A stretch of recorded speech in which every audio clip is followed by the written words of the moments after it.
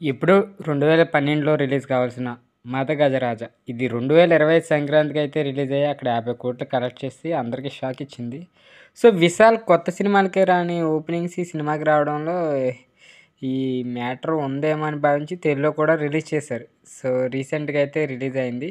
ఈరోజు వీడియోలో ఈ కథ అండ్ స్టోరీ ఎలా ఉందో తెలుసుకునే ముందు ఎవరైతే మన ఛానల్ కొత్తవారు చూస్తున్నారో మూవీ రివ్యూస్ కోసం మన ఛానల్ తప్పకుండా సబ్స్క్రైబ్ అయితే చేసుకుని బెల్ ఐకాన్ ఆన్ చేసుకుని వీడియోని లైక్ చేయండి.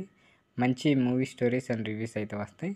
ఇక కథ ఏంటంటే రాజు అలియాస్ మద గజరాజు.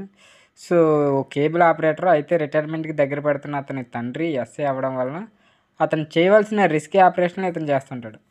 అలా ఓ కేసులో భాగంగా ఇతనికి మాధవి పరిచయం అవుతుంది. కానీ రాజు తండ్రి వల్ల వీళ్ళిద్దరూ విడిపోవాల్సి వస్తుంది. తర్వాత అతని చిన్ననాటి మాస్టర్ కూతురు పెళ్లి కోసం వెళ్ళిన రాజు అక్కడికి వచ్చిన అతని స్నేహితులు కొన్ని సమస్యలతో బాధపడుతున్నారని తెలుసుకుని ఒక్కొక్కరి సమస్య తీర్చి వాళ్ళని హ్యాపీగా పంపాలని అయితే అనుకుంటాడు.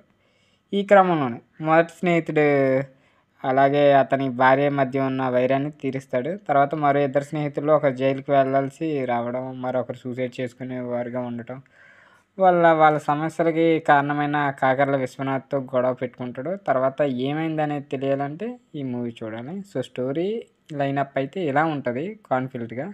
సో, ఇక దీన్ని అనలైజ్ చేద్దాం. ఈ సినిమా చూడడానికి వెళ్ళిన వాళ్ళు ఎక్కువ శాతం దీన్ని ఎంజాయ్ చేయాలని ఫీలింగ్‌తోనే కాకుండా 13 ఏళ్ళకి రిలీజ్ అయిన 'మదగజరాజ' ఏ రకంగా తమిళంలో సూపర్ హిట్ అయ్యి 50,00,00,000 కలెక్ట్ చేసింది. ఆ ప్రశ్నకి సమాధానం కోసమే చాలామంది థియేటర్‌లకి అయితే వెళ్తారు.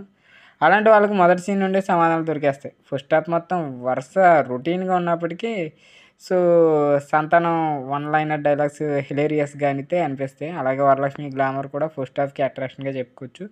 ఇక సెకండ్ హాఫ్ రొటీన్ సీన్‌లు వస్తున్నప్పటికి మనోబాల పాత్రలను అయితే డిజైన్ చేసి కామెడీ ట్రాక్‌ని అయితే మనకందరిని కొంచెం ఫన్‌గా అయితే వెళ్తూ ఉంటది. ఇవన్నీ మల్టీప్లెక్స్ ఆడియన్స్ కనెక్ట్ అయ్యి అవ్వకపోయినా బీసీ జనరల్ ఆడియన్స్‌కి అయితే ఆకట్టుకుంటాయి. ఇక డైరెక్టర్ సుందర్ సి కూడా అలాంటి ఆడియన్స్‌ని దృష్టిలో పెట్టుకొని ఈ సీన్స్ అన్నీ రాసుకున్నాడు. వాళ్ళు కాకుండా మిగిలిన ఆడియన్స్ కూడా ఇది రోత కొట్టడి సినిమా అనే ఫీలింగ్ కలిగిస్తుంది. విజయ్ ఆంటోనీ మ్యూజిక్, పాటలు బాగానే ఉన్నాయి. సినిమాటోగ్రఫీ అందించిన రిచర్డ్‌కి కూడా మంచి మార్కులు పడ్డాయి.